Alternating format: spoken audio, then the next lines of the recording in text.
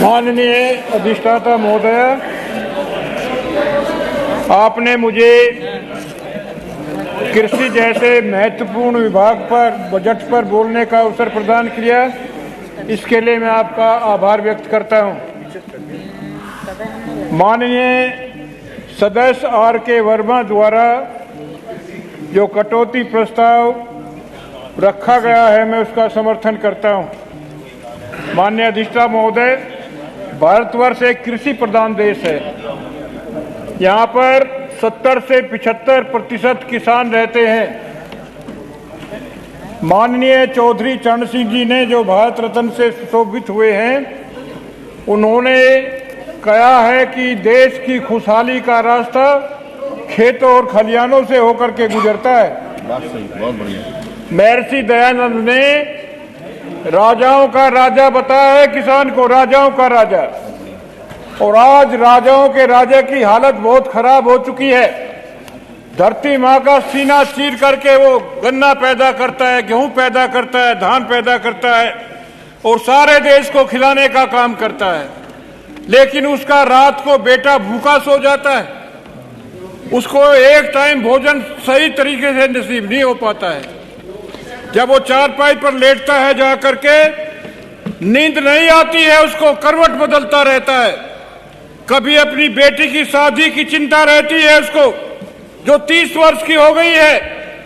कभी जो है वो बिजली मैन लाइनमैन आकर के कह गया है कि अगर कल बिजली का बिल नहीं भरा तो लाइन काट दी जाएगी। फिर जो है वो बच्चों की जो फीस है उसके बच्चे चिपट जाते हैं, पापा पापा कह करके। पापा अगर फीस नहीं दी तो हमारा नाम काट दिया जाएगा। ये स्थिति है अन्नदाता किसान की, जो धरती माँ का सीना चीर करके सारे देश को खिलाने का काम करता है। बहुत बढ़िया।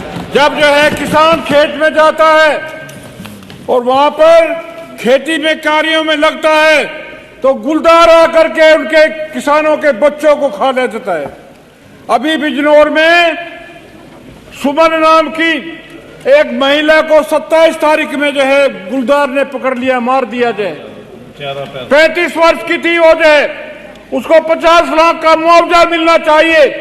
ये बजट में जो है होना चाहिए, कृषि बजट में प्रावधान होना चाहिए। और जो प्रावधान होना चाहिए इसका जो है, और जो छूटा पुष्पों से नुकसान होता है खेतों का, उसका भी प्रावधान होना चाहिए बजट में जो है।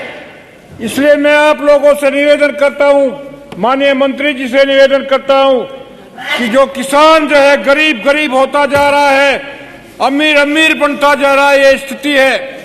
इसलिए मैं कहना चाहता हूं, एक तन पर सोने के तार खिंचे, एक तन पर सोने के तार खिंचे, एक तन पर सूत का तार नहीं। इसलिए बगावत करता हूं, ये न्याय मुझे स्वीकार नहीं है। हल्का हत्ता पकड़ा नहीं, हकदार हजारों बीघा के, हल्के संघर्षी मिटा रहा वो बीघे का हकदार नहीं। इसलिए बगावत करता हूं, ये न्याय मुझे स्वीकार नहीं। पूरे एकड़ में बनी हवेली रहने वाले 2 प्राणी 10 हाथ का घर 10 रहते हैं, सो सकते पैर पसार नहीं। इसलिए बगावत करता हूं, ये न्याय मुझे स्वीकार नहीं। माननीय मंत्री जी ने जो भी जो है ये बजट रखा है, उसके बारे में कहना चाहता हूं, तुम्हारी फाइलों में उत्तर प्रदेश का मौसम गुलाबी है। अरे तुम्हारी फाइलों में उत्तर प्रदेश का मौसम गुलाबी है, तुम्हारी फाइलों में उत्तर प्रदेश का मौसम गुलाबी है, मगर ये आंकड़े झूठे हैं और ये दावा किताबी है। भाई क्या कह दिया? आदरणीय अधिष्ठाता महोदय, मैं और भी कहना चाहता हूं, लक्ष्य भी तुम्हारा है। जो हम कहेंगे यहाँ वो सच नहीं माना जाता, और जो सरकार के लोग कहेंगे वो सच माना जाता है। सरकार जो भी कह दे वो ही सच है। झूठे आंकड़े पेश किए जाते हैं यहाँ पर। कई बार जो है हमारे बिजनौर से आंकड़े आते हैं, बिल्कुल सरासर गलत आते हैं और उसी को वो दे देते हैं। इसलिए लश्कर भी तुम्हारा है। अरे लश्कर भी तुम्हारा है, सरदार भी तुम्हारा है। तुम झूठ को सच लिख दो, अखबार भी तुम्हारा है। तुम झूठ को सच लिख दो, अखबार भी तुम्हारा है। इस दौर में फरियादी जाए तो कहां जाए? कानून भी तुम्हारा है और दरबार भी तुम्हारा है।